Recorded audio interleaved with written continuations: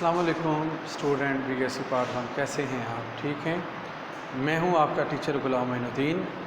आज का बेटा जो हमारा लेक्चर है वो है दरिया की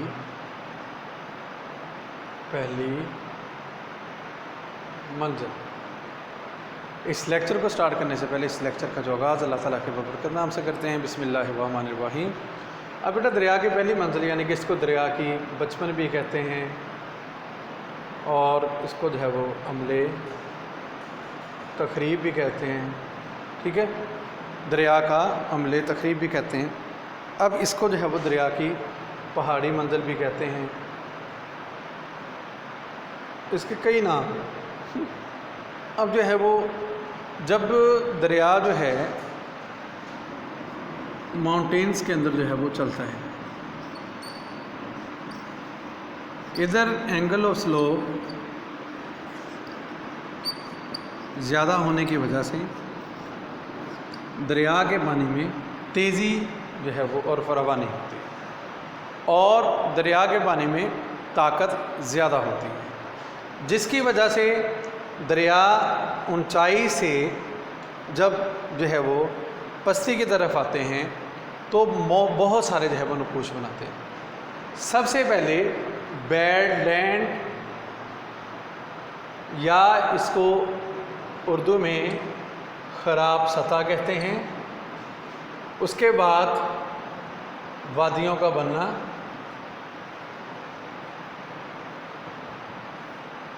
वी शेप वी नुमा वादियों का, यू नुमा वादी, उसके बाद लटकी हुई वादी, उसके बाद गार्च या घाटियाँ, उसके बाद स्पर्स, उसके बाद आबशारें, उसके बाद दरियाई सराख। सबसे पहले ख़राब सतह। जब दरिया स्टूडेंट नीचे पहाड़ों की सतह से आ रहा होता है तो जहाँ जहाँ से इसका पानी गुज़रता है पानी की रफ़्तार ज़्यादा होती है, जिसकी वजह से इसके साथ छोटे छोटे जो है वो कंकर भी होते हैं इसके पानी के साथ। तो पहाड़ की जिस नरम सतह से गुज़रता है वहाँ ये जो है वो तेज़ धारियाँ बना देता है, उसकी सतह को ख़राब कर देता है। इसको कहते हैं ख़राब सतह। फिर उसके बाद जब दरिया ऊपर से नीचे अमूदन गिर रहा होता है तो नीचे जो है वो दो पहाड़ों के दरमियान सतह को गहरी कर देता है। जब ये गहरी करता है इससे जो है वो गहरी वादियाँ वजूद में आती हैं, जिनकी शक्ल अंग्रेज़ी हरफ वी की जो है वो तरह की मिलती है। इसको जो है वो वी नुमा वादी कहते हैं। बाज़ टाइम यही वादी जो है वो अगर इस पर पानी जो है वो गिरता रहे तो ये जो है वो चौड़ी हो जाती है और खुली हो जाती है और इसकी शक्ल बिल्कुल अंग्रेज़ी हरफ यू की तरह जो है वो दिखाई देती है। इसको यू नुमा वादी कहते हैं। अगर दो वादियाँ बिल्कुल जो है वो करीब इस तरह पाई जाती हों, ठीक है, तो पहले ये पहाड़ था इस तरह,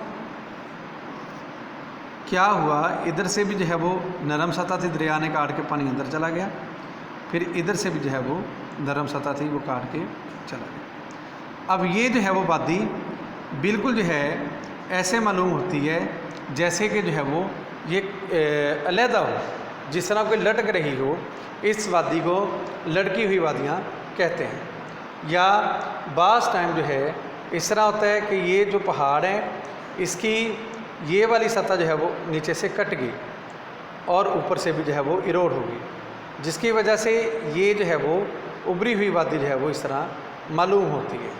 इसको जो है वो लटकी हुई वादियों के नाम से पुकारते हैं। बाज़ टाइम दो पहाड़ों के दरमियान एक तंग रास्ता जो है वो वजूद में आता है, ठीक है, या इस तरह जो है वो पहाड़ी सतह ऐसी होती है तो ये तंग रास्ता वजूद में आता है। तो इसको जो है वो गार्ज या घाटी के नाम से पुकारते हैं। उसके बाद अगर वी शेप वैलीज़ बिल्कुल जो है वो एक तरतीबवार लाइन में हो पहाड़ माउंटेनियस रीजन, तो वी शेप वैलीज़ जो है वो आगे पीछे जो है वो ये दिखाई देती है। तो ये एक जो है वो बिल्कुल जो है वो चेन की जो है वो शक्ल पेश करता है। चेन की शक्ल जो है वो नज़र आती है। वी शेप वैलीज आगे पीछे जो है वो जब पाई जाती हैं तो इस तरह की जो शक्ल जो बन रही होती है पहाड़ों की, उसको स्पर्स के नाम से पुकारते हैं। और ये एक जो है वो संगली सी, यानी कि जिस तरह कोई जोड़ डाले हों कुदरत ने, तो इस तरह की जो शक्ल बनती है इसको स्पर्स के नाम से पुकारते हैं। उसके बाद आ जाती हैं आबशारें। आबशारें स्टूडेंट जो है वो कब बनती हैं?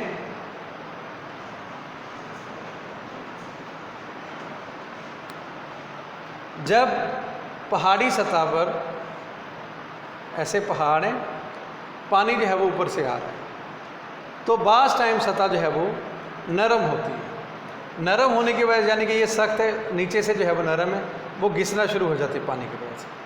तो ये जो है वो नीचे वाली सारी सतह इरोड होगी और ऊपर से जो है वो बुलंदी से पानी जो है वो इस तरह गिरना शुरू कर देता है। इसको जो है वो आबशार के नाम से पुकारते हैं। बाज़ टाइम क्या होता है, पानी जो है वो आ रहा है पहाड़ से, ठीक है, तो रास्ते में जो है वो कोई जो है वो पत्थर जो है वो अटक जाता है, बड़ा सा पत्थर जो है वो अटक जाता है, तो पानी जो है वो उस पत्थर से जो है वो ऊपर आकर, यानी कि जब ओवरफ्लो होता है तो उस पत्थर के ऊपर से जो है वो गिरना नीचे शुरू कर देता है। तो इसको भी जो है वो आबशार के नाम से पुकारते हैं। जब दरिया का पानी नीचे गिर रहा होता है तो पहाड़ों की जो निचली सतह होती है, तो उनकी निचली सतह पर जब पानी गिरता है तो बड़े बड़े जो है वो उनकी वजह से जो है वो सुराख जो है बन जाते हैं, जिनको दरियाई सुराख के नाम से पुकारा जाता है। इसकी बेस्ट एग्जांपल गंगा रिवर, जहाँ जो है वो पहाड़ों से निकलता है, तो वहाँ पर जो है वो बड़े बड़े जो है वो सुराख जो है पाए जाते हैं। ये थी आज की दरिया का अमल तकरीब। इंशाल्लाह कल नेक्स्ट लेक्चर के साथ हम हाज़िर होंगे और कल दरिया का अमल तामीर या मैदानी मंजिल करेंगे इंशाल्लाह। फिर उसके बाद दरिया के जो है वो आखिरी मंजिल भी साथ कर लेंगे, तो हमारा दरिया वाला टॉपिक इंशाल्लाह कंप्लीट हो जाएगा। आज के लिए मुझे इजाज़त दीजिएगा। अल्लाह हाफ़िज़, जज़ाकल्लाहु खैरा। अस्सलामु अलैकुम वरहमतुल्लाहि वबरकातुहू।